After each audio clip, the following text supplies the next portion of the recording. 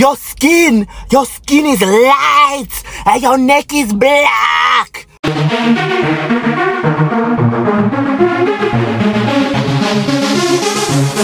Oh, so fabulous.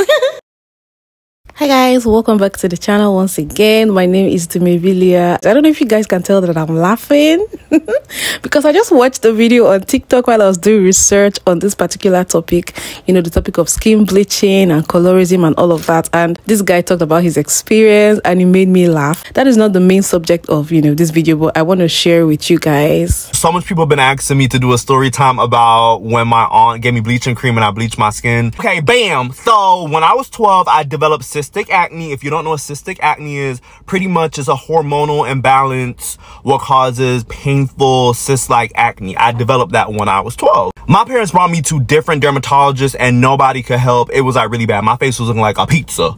So I have this one auntie who was heavy into bleaching, heavy. She had all of the products, right?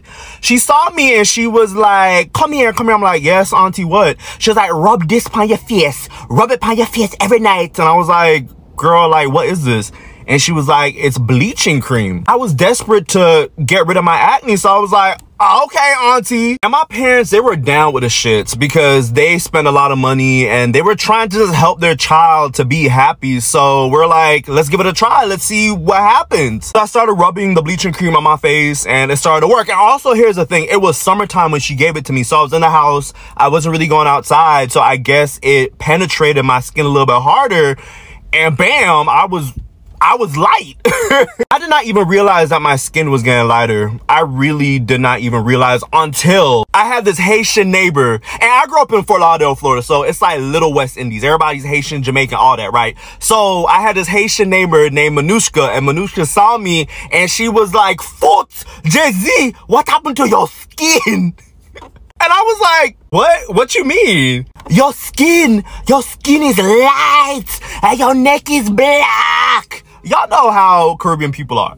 And then when I went to school, the kids, they were like, are you sick? I think you're sick. I heard a rumor going around that you're sick. And even adults would come up to me, strangers on the streets would come up to me and ask me, what's wrong with you? Are you sick? And that's when I was like, I don't want to do this anymore because it's not helping my acne, it's making it worse. But the crazy thing about this was my aunt was the only person telling me how good I look. She was like, look how your brown and nice and your skin cool.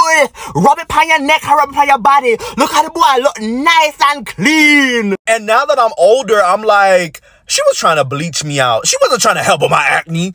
She was trying to bleach me out. Nobody in their right mind would say that this looks normal. Okay? Nobody. So I don't know if you guys laughed with me, but it was just hilarious, you know. Okay, so you guys, let's talk about this like on a serious note. Woo. Now, you see, skin bleaching is something that has been happening for as long as only God knows. It dates back to centuries and it happens everywhere. It's not just a black people thing. I think it's a people of color thing. People in the Asian community, people in the Indian community. I feel like any community where they have melanin, they tend to want to lighten their skin. I feel like every person of color probably knows somebody who has bleached their skin. It's that common. So I actually came across this particular video while I was scrolling on Facebook, and you guys, I'm just going to tell you, if you are eating, please pause whatever it is you're eating before watching this video because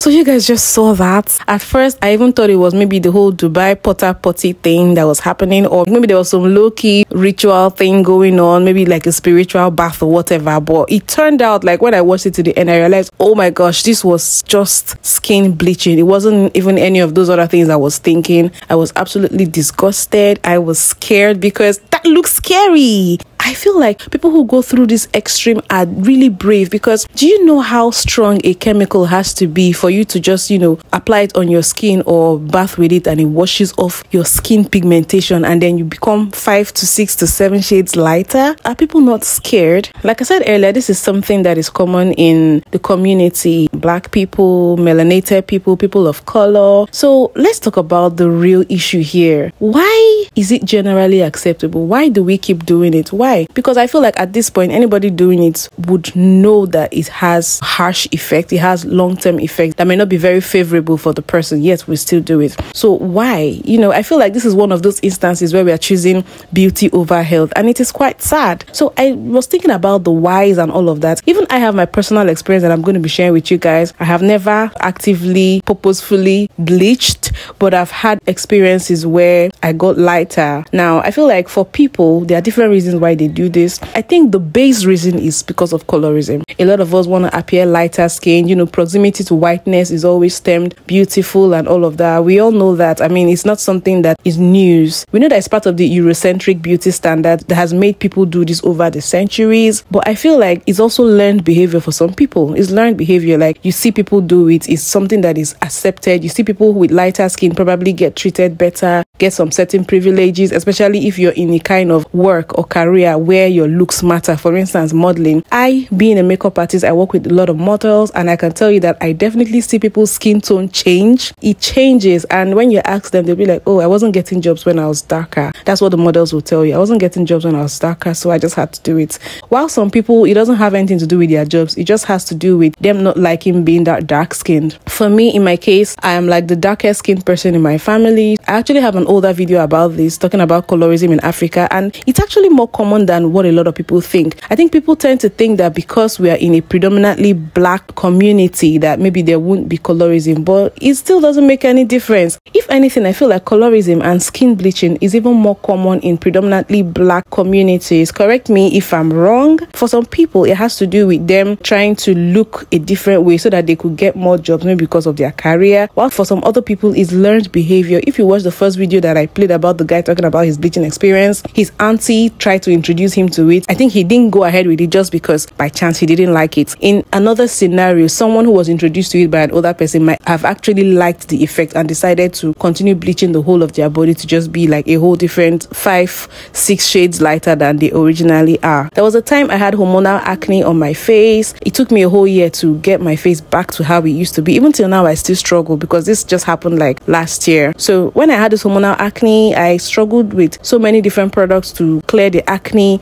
And of course, when you clear acne, you're going to have the dark spots, the hyperpigmentation, sunburn and all of that because it's a tropical country over here in Nigeria. So I definitely got the creams to treat the hyperpigmentation and to brighten the dark spots that were left over from the acne. So guess what? Before I knew it, I noticed my face was looking 3 shades lighter than it originally used to be. And I knew that is not how I used to be.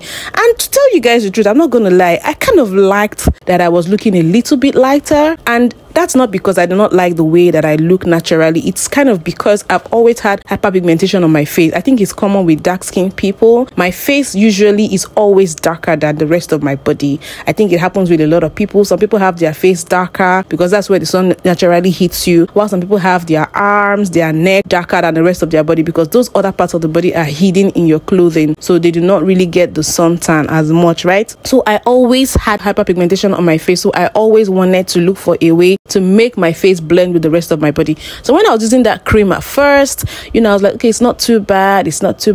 I knew that I was lighter, but I didn't think it was that bad. It was when it got to a certain point, I was like, no, this has to stop. What is this? I eventually had to throw the whole thing away and let myself get back to how I used to be. And I think one of our saving graces is that when you stop using these products, your skin is able to rejuvenate and you get back your original skin tone. So the effects of skin bleaching, I think everybody knows it kind of increases the risk of skin cancer. I've heard, I don't know how true this is. You guys, please let me know in the comment section. I've heard people say that people who use bleaching creams have a certain kind of smell. I don't know if that is true. I don't know if that is true. You guys, please let me know. I've learned that their skin is more sensitive. Maybe like when you get injuries or cuts and bruises and all of that, it takes longer to heal. The skin is weaker or whatever. Or maybe if you were to have surgery, your skin won't heal as fast if you were, someone that bleaches their skin. Is this true? Please let me know. Then I've also heard that skin bleaching, I think this is actually fact, that skin bleaching makes you age faster because the melanin in our skin is what makes us age slower than people who do not have melanin in their skin. I mean, you've heard that term black don't crack. Yeah, that's really what it means. So at the end of the day, I feel like when you weigh the pros and cons of skin bleaching, it's just better you leave your skin the way it is. Don't you think so? But I wonder if this will ever happen. So you guys, please let me know what you think in the comment section. Can we blame colorism and Eurocentric beauty standards for skin bleaching, or are we going to say at this point that is just learned behavior or self-hate as colored people? I really want to know, because I feel like if we want to say it's Eurocentric beauty standards, nobody is really holding a knife to our necks and forcing us to bleach our skin. So you guys, let me know what you think in the comment section. Don't forget to give this video a thumbs up, and I'll see you guys in my next video. Bye.